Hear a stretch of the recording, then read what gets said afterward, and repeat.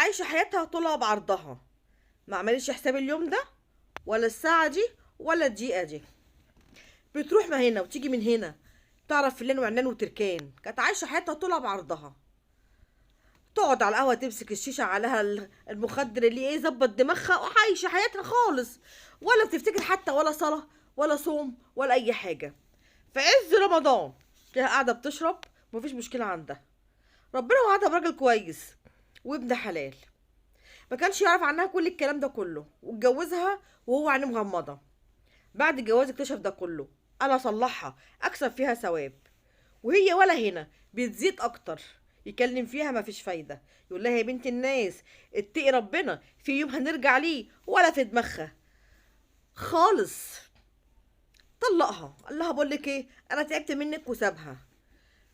ما بتخافش ربنا، ما بتتقهوش، ما بتصليش الركعه. بقول لكم شهر رمضان يجي تقعد بتشعل على القهوه كده وتشرب كانها ايه، ولا فارق معاها.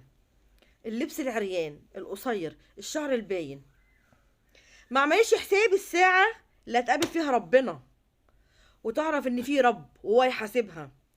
لحد ما جه اليوم اللي عرفت فيه رب، لما جالها المرض اللي كله بيخاف منه. تعمل ايه؟ تروح لمين؟ قالوا الجئي لربك، المرض ده خطير، ولما بيجي الموضوع خلاص انتهى. جالها في المرحله الرابعه وهي ما حستش بيه. طبعا كلنا عارفينه، اللهم احفظنا، السرطان. تروح هنا وتيجي هنا مفيش خالص. قالت خلاص انا هموت، انا هسيب الدنيا وامشي. طب ما تسيبيها، ما كلنا هنسيبها. بس هي عشان ما كانتش عامله حسابها، ولا صوم ولا صلاه وبتتقي الله، وكانت بتعمل الغلط كله، ما